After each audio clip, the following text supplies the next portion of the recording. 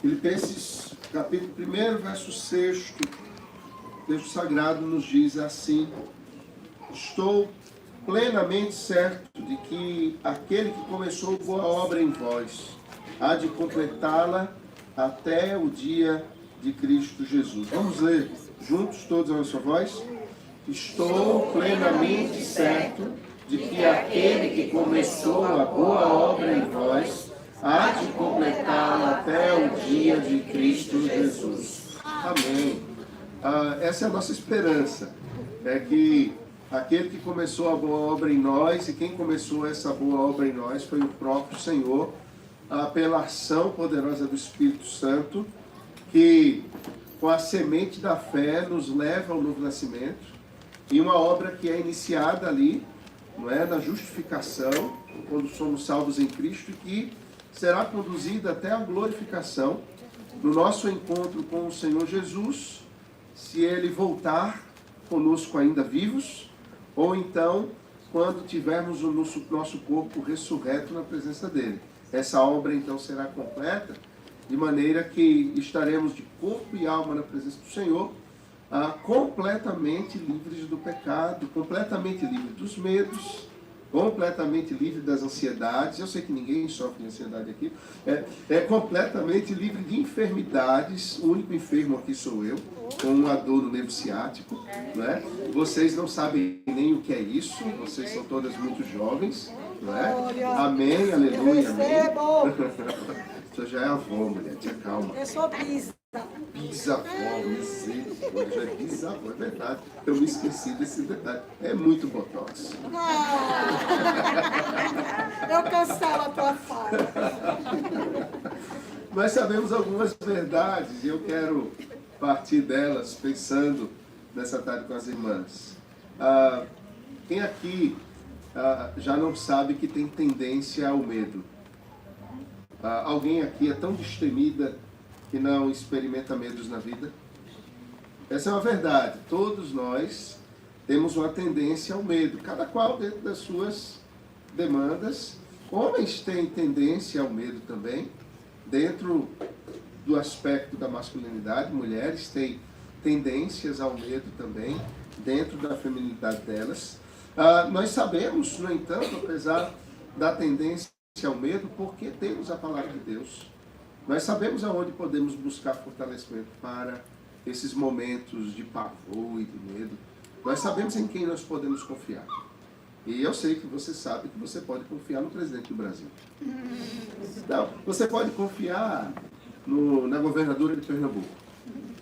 Ou você pode confiar no pastor da igreja de Boa Viagem. Não. Nós não podemos confiar nem em nós mesmos. Eu não posso confiar no meu próprio coração. Você não pode confiar em você mesmo. Só há um que é tão perfeito e fiel, que não vacila em nenhum momento, que não titubeia, que não muda, que é o Senhor Deus. Nós podemos certamente confiar no Senhor, porque Ele é fiel, Ele nunca nos deu motivos para desconfiarmos dEle. No entanto, muitas vezes nós confiamos. Você já desconfiou de Deus hoje? Porque eu não estou falando de uma desconfiança do mês passado. É muito provável que nós já tenhamos desconfiado do Senhor hoje. Como assim? De que as coisas de fato estão sendo conduzidas para o bem, de que de fato Ele está ao nosso lado, de que de fato nós podemos descansar.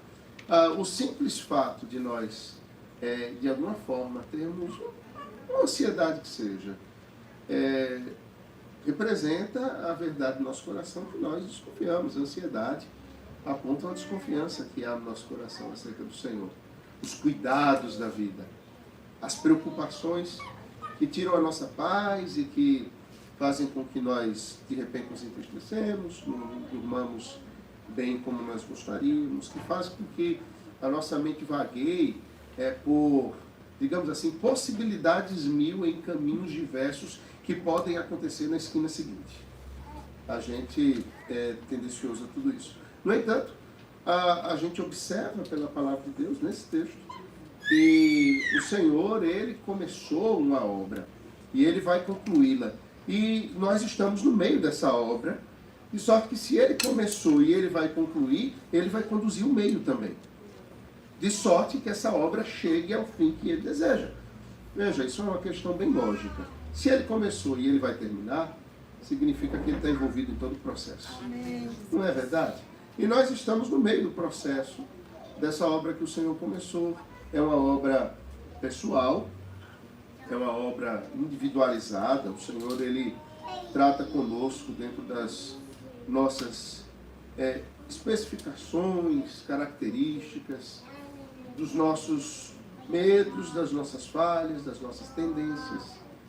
Talvez a sua tendência ao medo não seja a mesma tendência ao medo que a sua irmã que está ao seu lado. Talvez alguém aqui tenha medo de barata. Talvez alguém aqui mate barata com a mão. Eu conheço, tem uma tia de Paula que mata barata com a própria mão. Bom, eu acho que eu não muito normal, mas ela... E ela disse para mim, você não mata? Eu digo, não. E você não é homem, não? E você não é mulher e mata? Não é uma coisa com a outra. Uma coisa tem nada a ver com a outra. Isso é uma questão de higiene pessoal. Não tem nada a ver com coragem. Né? Talvez os nossos medos, tirando a brincadeira da barata, que é um bicho realmente asqueroso e nojento, a gente tem medos que não são materializados, são medos às vezes que estão no nosso pensamento. Né? O cristão, no entanto, olhando para Filipenses 1,6, nós podemos crer nisso, ele não é deixado para que cresça por conta própria, feito batata, né? Batata que cama e sai. Não. O crente, a vida do crente, ela é dirigida pelo Senhor, ele cresce na direção que o Senhor mesmo dá. A obra de crescimento da vida do povo de Deus, individualmente e coletivamente, é realizada pelo Senhor, conduzida pelo Senhor. Nós não somos assemelhados a batatas, nós somos assemelhados a videiras. Você já viu como uma videira ela é conduzida ao crescimento? Se você já visitou alguma vinícola, você observa que as videiras elas vão seguir a direção das treliças que são colocadas, não é, para que ela rame por elas. Ela vai subir, ela vai seguir, daqui a pouco você tem ali uma coisa uniforme, não é? Uvas às vezes de características diferentes, com nomes diferentes, com doçuras e sabores diferentes, mas que estão sendo conduzidas ali por aquele que é o dono daquela plantação.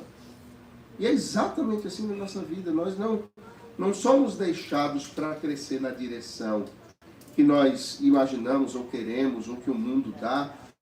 É o dono dessa que coloca as treliças e faz com que nós rumemos, tomemos a direção que ele quer.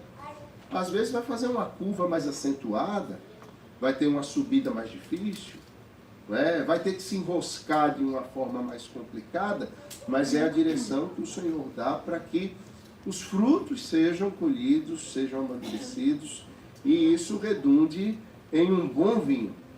Isso redunde em algo doce, agradável e alegre. Não é? Teve alguém aqui que foi numa vinícola e me trouxe, né, uma garrafa de vinho que eu ainda não abri, porque vou abrir com o casal que trouxe de presente. Muito obrigado. Muito obrigado. Né? O Senhor, ele conduz a nossa vida de maneira que ela vai culminar, não é, na graça de Deus, naquilo que o Senhor planejou. E isso nos leva a viver na presença de Deus e nos conduz a algo gracioso na vida, que é o temor do Senhor. Um temor do Senhor que seja completo, perfeito, repleto de alegria, aqui e agora, mas sobretudo transbordará quando essa obra ela for finalizada na nossa glorificação. Quando nós estivermos diante do nosso Senhor, então seremos ali completos, plenos e transbordantes da alegria da salvação. Os cristãos devem buscar esse crescimento. Eu e você devemos buscar esse crescimento, mas nós devemos saber que ele não é realizado exclusivamente pelos nossos esforços. Ele, conquanto nós nos esforcemos em coisas que o Senhor nos dá, como aquilo que chamamos de disciplinas espirituais ou meio de graça. Por exemplo, praticamos agora há pouco um deles, a oração. Uma característica especial desse meio de graça, a oração no corpo, conjunta. Cantamos e louvamos ao Senhor, isso é um meio de graça. Lemos a palavra, isso é um meio de graça. O simples fato de estarmos reunidos, das irmãs estarem reunidas, isso é a comunhão dos santos, isso é um meio de graça. O simples fato de estarem aqui reunidas, isso já traz ânimo e vigor e nos alegra o coração, e a alegria do Senhor é a nossa força. Enfim, há muitos meios pelos quais nós crescemos, mas todos eles dependem da ação do Espírito Santo. Abrimos a palavra e lemos, e se o Espírito Santo não a conduzir de forma graciosa, com a mão poderosa ao nosso coração, ela não produzirá efeitos. Será como uma semente lançada à beira do caminho, ou entre espinhos, ou no terreno rochoso, e ela não vai germinar, as suas raízes não vão se aprofundar. Conquanto nós tenhamos todo o trabalho como pessoas que estão semeando, é o Espírito Santo de Deus que faz com que essa semente germine e ela cresça. Então sim, a gente deve ter todo o esforço, mas um esforço que é completamente dependente da graça de Deus. E a gente precisa lembrar que o temor do Senhor, irmãs, é a chave para que tenhamos uma vida destemida. Veja que coisa, né? O temor do Senhor é a chave para termos uma vida destemida aqui e agora, no que tange todas as demais coisas nessa vida. O temor do Senhor é, portanto, o antídoto a todos os outros medos. Se eu não tenho temor a Deus, eu terei medo de alguma outra coisa. E o temor a Deus não é medo. O temor a Deus é a vida plena diante do Deus que é todo-poderoso e sim é o Senhor da vida e da morte. E que pela graça nos deu vida e vida em abundância. E nós vivemos na presença dele sabendo que ele é Deus e que nós somos os seus servos. E que nós fomos feitos para adorá-lo e glorificá-lo. Imagino que quando o Senhor descia no Éden para conversar com Adão e Eva, isso enchia aquele ambiente de um peso de glória, porque era o Deus glorioso que estava presente naquele lugar, mas ao mesmo tempo aquilo enchia o coração deles de tremenda alegria. Eu fico imaginando aquela cena de Moisés diante da sarça ardente no monte, lembra? E como deve ter sido aquela cena? Um desenho que apresenta de uma forma, eu acho, muito próxima, é aquele desenho, não é? O Príncipe do Egito, já assistiu? Essa cena, para mim, é sempre uma cena em que eu paro e termino assim, meio assombrado. Moisés termina quando Deus fala com ele, no desenho ele está assim.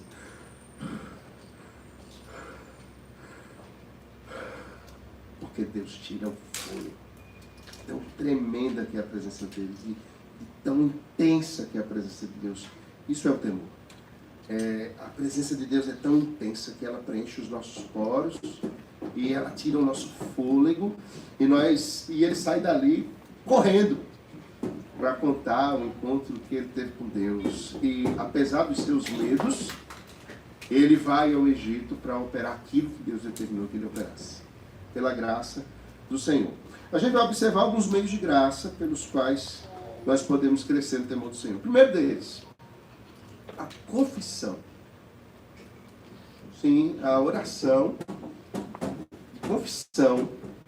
E quem confessa, confessa algo. E a confissão normalmente não é acerca de coisas boas. Olha, eu confesso que comprei um presente de Dia dos Namorados para você, diz o marido para a esposa. Você não deveria ter comprado, que grande pecado. Você não vai fazer isso, né? Então a confissão, ela é acerca de pecados, é acerca de situações, de questões do nosso coração. E nós podemos pensar, irmãs, que os nossos pecados, pelo menos aqueles que ocorrem na nossa mente, no nosso coração, e que geram muito descontentamento na nossa vida, são apenas nossos, que eles são completamente secretos, que eles não são prejudiciais e que eles não precisam de arrependimento, porque de alguma forma eles não foram executados e não precisam ocupar as nossas orações de confissão, mas esse é um grave engano que nós temos. Ainda que os nossos pecados eles tenham ocorrido no campo da nossa mente, E hoje a gente vai ficar nesse ponto, a gente não vai abordar aquilo que é executado.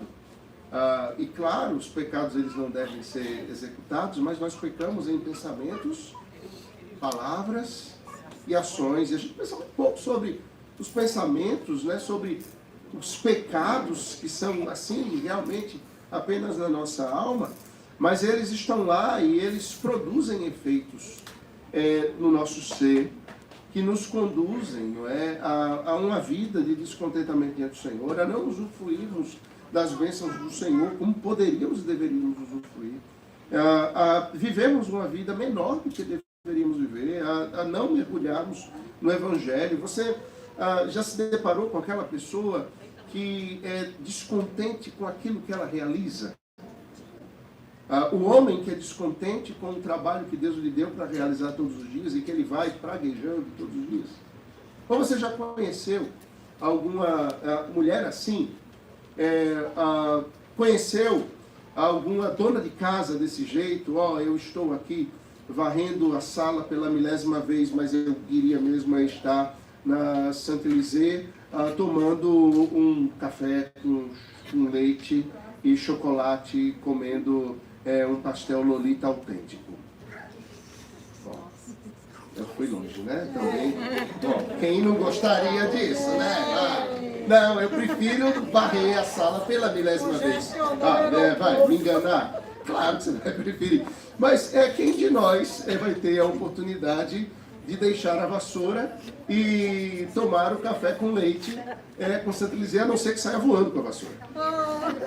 Quem de nós? Minha sogra não está aqui, eu podia tirar essa piada com ela. Que pena, uma oportunidade perdida. Sabe, às vezes a gente não tem exatamente aquilo que a gente queria, mas a gente tem bênçãos que Deus nos concedeu para realizarmos. E muitas vezes o nosso coração está descontente. Pastores ficam descontentes com as igrejas, igrejas ficam descontentes com seus pastores, esposas ficam descontentes com seus maridos. Os maridos ficam descontentes com as esposas e os filhos ficam descontentes com os pais. E de repente os filhos do vizinho são sempre mais obedientes, limpinhos, cheirosos, arrumados, com a roupa bem passadinha e que ficam sentados no culto sem fazer barulho assistindo o pastor Vitor pregar. Então percebeu?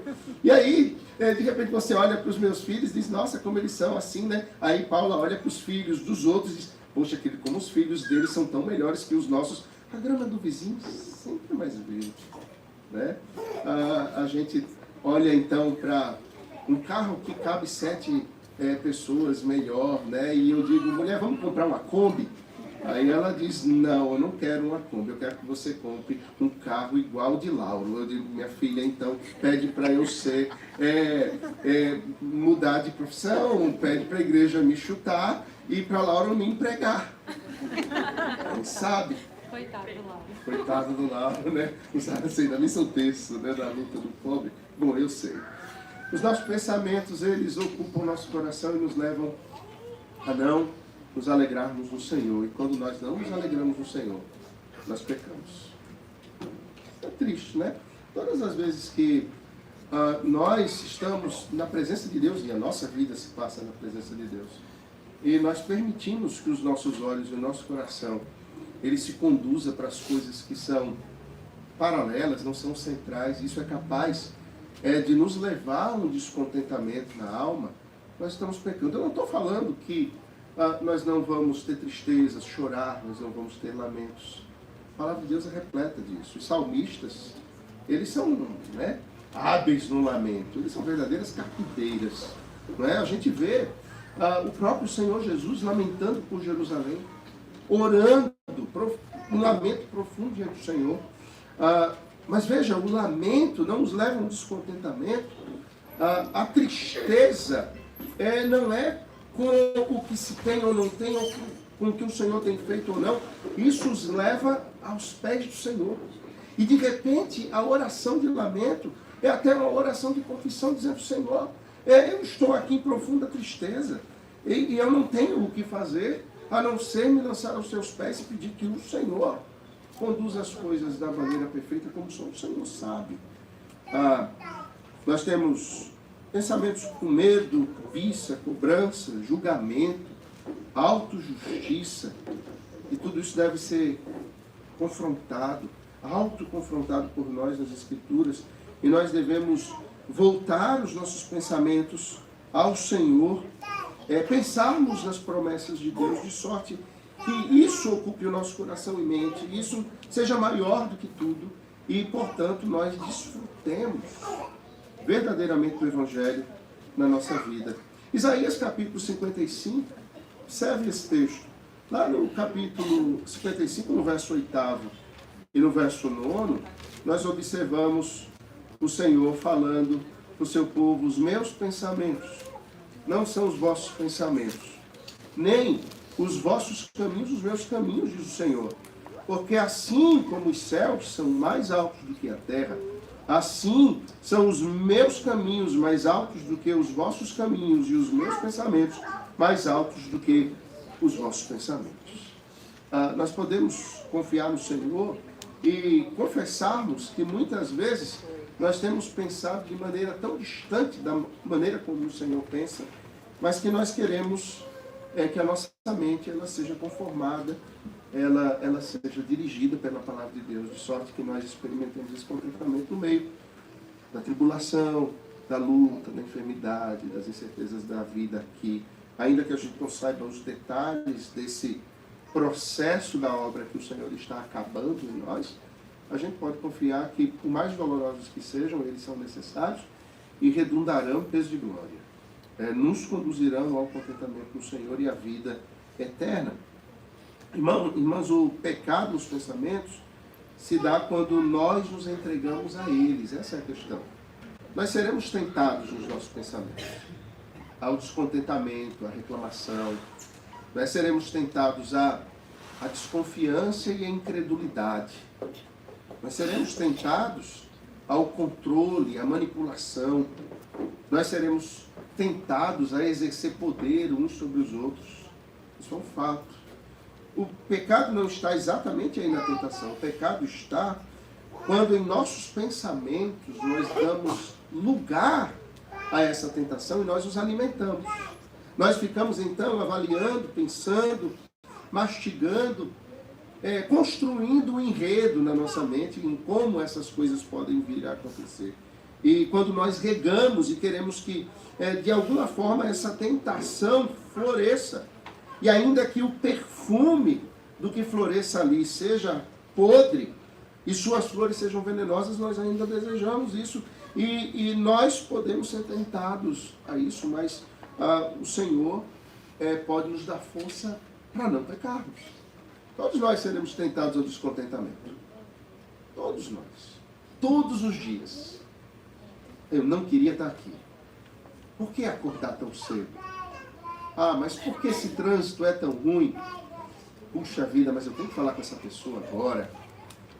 Mas eu vi essa notícia agora, bem que eu podia estar em Paris passeando.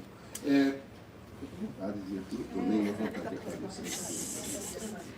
Nenhuma vontade. Se vocês tiverem vontade, a gente vai montar uma caravana para Israel e Grécia em setembro do ano que vem. Já está a propaganda feita, junte seu dinheirinho, guarde no baú da felicidade, e em setembro do ano que vem a gente vai junto. Se você quiser, a gente pode até passar pela Champs-Élysées e tomar um café com eles, quem sabe. A gente fica pensando em coisas e devemos colocar tudo isso diante do Senhor. Ed Welch vai dizer algo bem interessante. Ele diz assim: em vez de minimizar o seu medo, descubra mais deles, exponha-os à luz do dia, porque quanto mais você descobrir, mais abençoado será quando ouvir palavras de paz e conforto. O Senhor nos dá oportunidades para que o nosso pecado ele venha à tona. E a gente trate o pecado. Não desperdice isso. Os momentos de medo revelam o nosso coração. Eu tratava com uma pessoa, com um irmão ontem, e ele me mostrava uma luta grande nos seus sonhos. São pesadelos. E a esposa dele gravou ele tendo pesadelos. E é assustador, gente. Assustador. Isso é uma realidade comum, tá? Às vezes você acha, e é todos os dias, ela diz assim, pastor, eu não durmo, porque todos os dias ele é sobressaltado desse jeito. E ele fala com aquela voz embargada de quem está no sono, e a gente conversou bastante, e eu disse assim, as palavras dele mostravam que naquele pesadelo ele sempre estava numa luta, no perigo, numa batalha muito grande. Né? E eu dizia a ele, isso revela o que está, os medos que estão no seu coração. Mas veja, eu não estou com medo se você pensa que não está. Eu não ando ansioso. Eu disse, você pensa... Aí a esposa dele olhou para ele, não. A mulher tem uma percepção de nós que nem nós mesmos temos. E aí, na conversa, ele foi observando, a mudança profissional que ele teve foi tão intensa, as perdas sociais que ele teve recentemente foi tão grande. Isso levou a uma série de questões que ele nem estava observando. Mas os medos dele, demonstrados no pecado, no pavor, na ansiedade, no sono agitado, trazia à tona.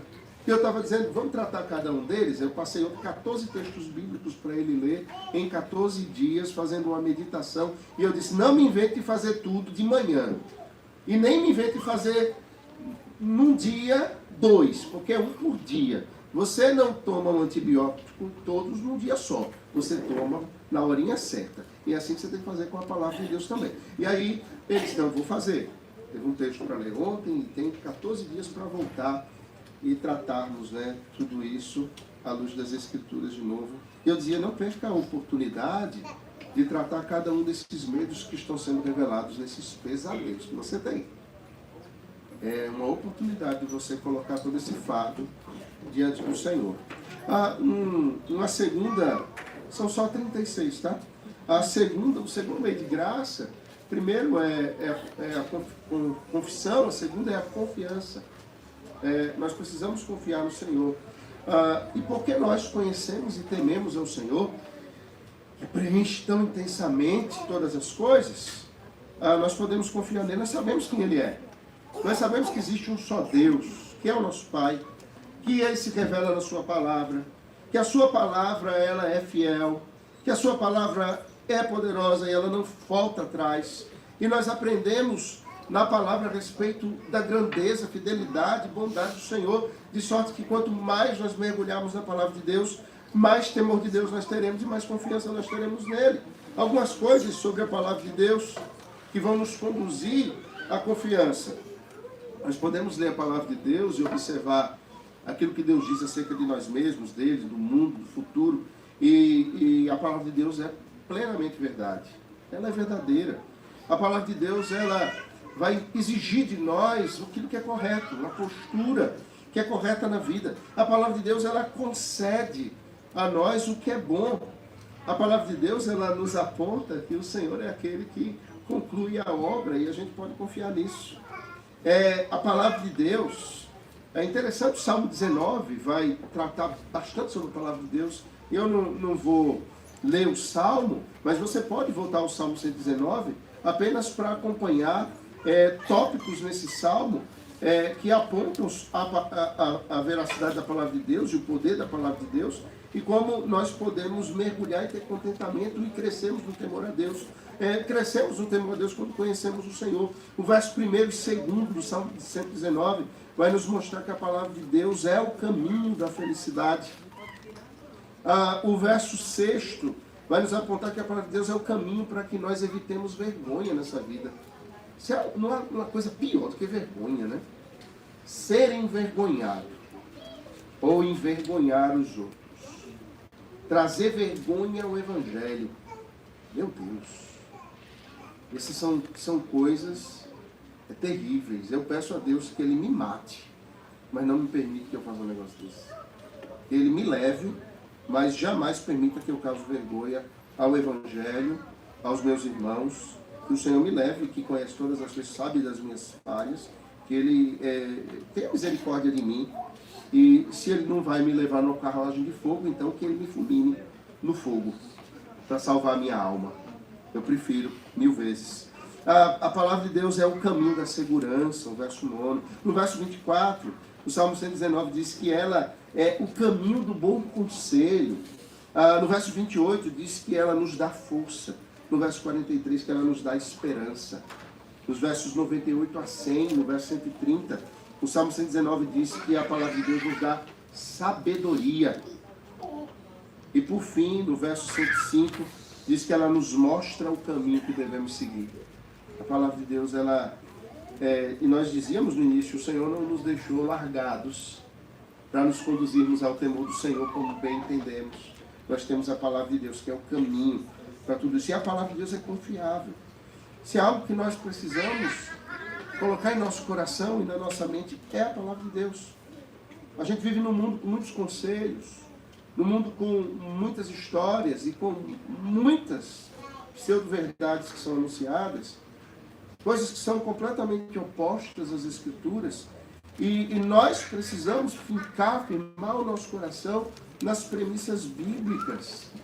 Seja Deus verdadeiro, e todo homem é mentiroso. A palavra de Deus não passará. Aquilo que no mundo estiver de acordo com a palavra de Deus, ótimo. Aquilo que não estiver, nós devemos sacudir como algo que é lixo, que não nos interessa. Nós somos levados a construirmos a nossa vida por premissas que são erradas.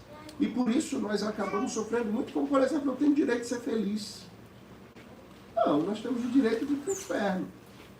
Porque nós nascemos como filhos de Adão e filhas de Eva, opostos a Deus, e herdamos o juízo de Deus.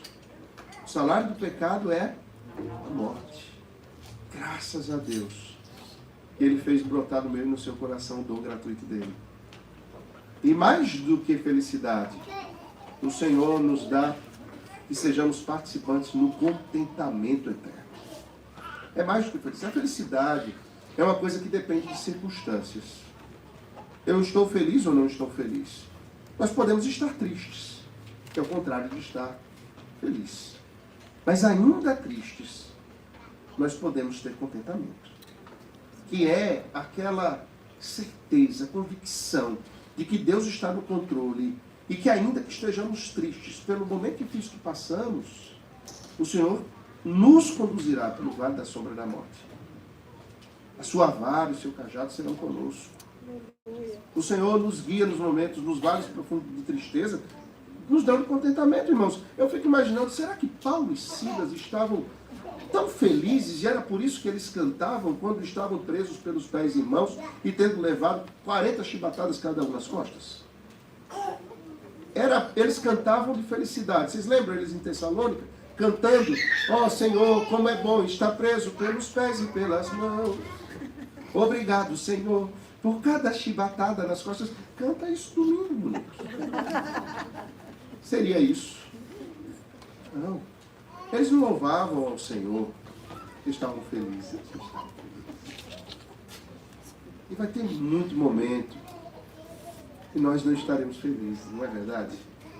Você já teve momentos em que não esteve feliz? Esteve triste? O Senhor Jesus se entristeceu. Os servos de Deus ao longo da história se entristeceram. E derramar lágrimas de tristeza aos pés do Senhor. Bem-aventurados os que choram, porque serão consolados. Bem-aventurados os que choram, porque serão consolados. O contentamento está nesse fato. Nós confiamos que seremos consolados. E nós não nos prostramos no meio da tristeza. Nós não perdemos as forças simplesmente. Nós continuamos porque o Senhor nos consola. Eu estou pulando um monte de coisa porque eu falo demais. O último aspecto nós precisamos confessar, nós precisamos confiar. São os 3 Cs. Nós precisamos de coragem. Essas coisas nos conduzem ao mais temor do Senhor. Eu dizia no início que quanto mais temermos ao Senhor, menos seremos temerosos das outras coisas. Se nós temermos ao Senhor, nós confiamos no Senhor. Quanto mais o tememos, mais confiamos nele, e mais coragem nós temos para irmos adiante. Uma das maneiras de deixarmos, então, de temermos as coisas e sermos corajosos, é nós nos aproximarmos do Senhor, da sua palavra, conhecermos cada vez mais Ele e ficarmos sem fôlego, como Moisés e o príncipe do Egito, diante da presença de Deus. Nesse ambiente Ele nos fortalece. É quando nós perdemos até o fôlego e a nossa fraqueza é manifestada. O Senhor aí nos fortalece. As Escrituras, dependendo da versão que você vai ter, ela traz o termo não temas em mais de 300 textos diferentes. Não temas. Isso é uma ordem. Não temas. Não tenha temor. Não tenha medo. Não temas. E essa é uma ordem que é constantemente apresentada porque o Senhor quer que nós vivamos sem medo de qualquer coisa. Você tem medo da morte? Nós não precisamos ter medo da morte, por exemplo. Nós podemos encarar a morte de forma destemida. Destemida. E o Senhor, eu creio nisso, o Senhor, no momento em que os seus santos, em que o seu povo é levado lá ao ocaso da vida, um momento de último fôlego, eles experimentam a graça toda especial do Senhor para passar por esse momento. Eles veem a morte, e eles veem a morte prostrada diante dos pés de Cristo, que venceu. E nós não somos seguros pela morte, nós somos conduzidos à presença do Senhor e aguardamos a ressurreição plena no corpo e na alma, porque a nossa alma permanece diante do Senhor. Um dos mais conhecidos textos que trata dessa ordem, desse destemor, está em Isaías, no capítulo 41, no verso 10. Dá uma olhada nesse texto precioso também. Isaías capítulo 41, verso 10. Eu vou começar a ler do verso 8. Observe. Mas tu, ó Israel, servo meu, tu Jacó, a quem elegi descendente de Abraão, meu amigo, tu a quem tomei das extremidades da terra e chamei dos seus cantos mais remotos, e a quem disse, tu és o meu servo, eu te escolhi e não te rejeitei, não temas, porque eu sou contigo. Não te assombres, porque eu sou o teu Deus. Eu te fortaleço, eu te ajudo e te sustento com a minha destra fiel. Palavra maravilhosa, não é? Não temas, porque eu sou contigo. Não te assombres, porque eu sou o teu Deus. Eu te fortaleço, eu te ajudo, eu te sustento com a minha destra fiel. Todo o texto de Isaías 41, irmãs, aponta para a mão soberana de Deus conduzindo a história do seu povo. O Deus que conduz a história do seu povo e que no momento certo haveria de fazer surgir o Messias, o Cristo, aquele que viria salvar o seu povo. Nós podemos tomar essa palavra para nós, a igreja do Novo Testamento, conquanto Cristo já tenha vindo, ainda temos uma promessa. Assim como os nossos irmãos do Antigo Testamento aguardavam a vinda de Cristo, nós aguardamos a volta de Cristo. E nós podemos tomar isso como verdade, não temermos no meio disso tudo, né? Entendermos que o Senhor, Ele nos fortalece, Ele nos ajuda. É Ele quem nos conduz, porque nós estamos no meio dessa obra que Ele começou e que Ele vai certamente concluir. Quando o medo das circunstâncias, o medo de homens, ou do que eles podem fazer, ou o medo do nosso futuro, acerca do futuro, que é a ansiedade, quiserem tomar o pensamento da gente, e nós precisamos dirigir os nossos sentimentos, os nossos pensamentos a Deus e temermos ao Senhor, entendendo a sua palavra como verdade que ela de fato é, afastando assim a incredulidade do nosso coração, enchendo a nossa mente e o nosso coração de suas maravilhosas promessas, porque Ele é fiel, enchermos-nos assim de coragem para irmos adiante, e assim nós estamos crescendo no temor do Senhor. Nós estamos diante dEle e crescemos. Eu vou encerrar com a fala da autora do livro, nesse capítulo, e ela diz assim: nada pode nos separar de Deus e de seu amor. Nem os nossos medos, nem as nossas provações. Nós podemos correr até Deus com confiança por causa de Jesus. Leve seus medos a Ele, aquele que pode levar o seu fardo. Ele quer que você o conheça verdadeiramente. Ele é o único lugar para onde você e eu podemos ir e encontrar descanso. Ele é digno de sua fé e confiança. Amém. Vamos orar mais uma vez? Senhor, nós nos depositamos, nós e os nossos corações diante do Senhor. O Senhor bem sabe dos nossos medos, ansiedades, temores. O Senhor sabe muitas vezes que tememos mais a opinião das pessoas do que a opinião de Deus acerca de nós, da nossa vida. Muitas vezes tememos que a nossa imagem seja manchada e esquecemos que vivemos diante dos teus olhos e o Senhor vê muito além daquilo que está no exterior. O Senhor vê o nosso coração. E tantas vezes o nosso coração, ainda que as pessoas não possam ver, estão tomados de descontentamento. Isso é, Senhor, um pecado que tenazmente nos assedia a todos nós. Nós pedimos que o nosso contentamento esteja no Senhor, nas Tuas promessas, e a Tua palavra nos fortaleça, nos conduza a continuarmos caminhando, olhando para o autor e consumador da nossa fé, que é Jesus. Senhor, impede que os nossos corações nos enganem.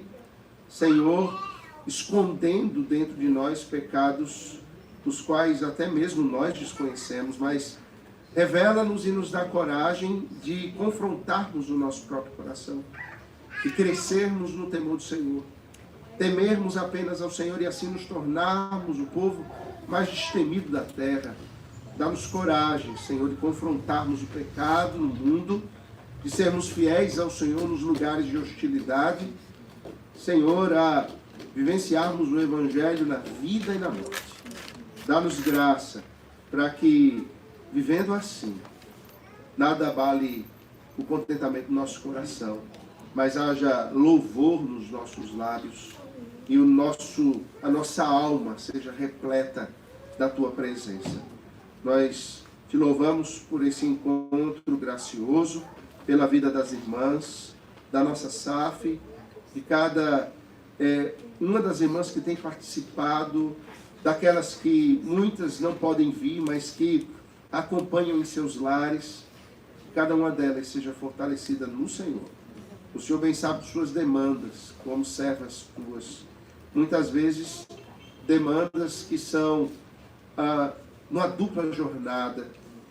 Muitas vezes, numa demanda em que elas precisam, de muitas maneiras, Senhor, ocupar o papel da falta do marido, do pai, ou muitas vezes, ainda que o pai e o marido estejam presentes, porque não assumem os seus papéis, as Tuas servas, muitas vezes, têm carregado o fardo, teria que ser deles. E eu Te peço que, Senhor, o contentamento do alto, bênçãos espirituais extraordinárias, as recompense. Lhes dê alegria abundante e elas, Senhor, sejam fortalecidas em Ti. Oramos, portanto, ao Senhor, dando graças ao Teu nome, em nome do Senhor Jesus. Amém. Irmãos, Deus abençoe cada um de vocês e até o próximo livro.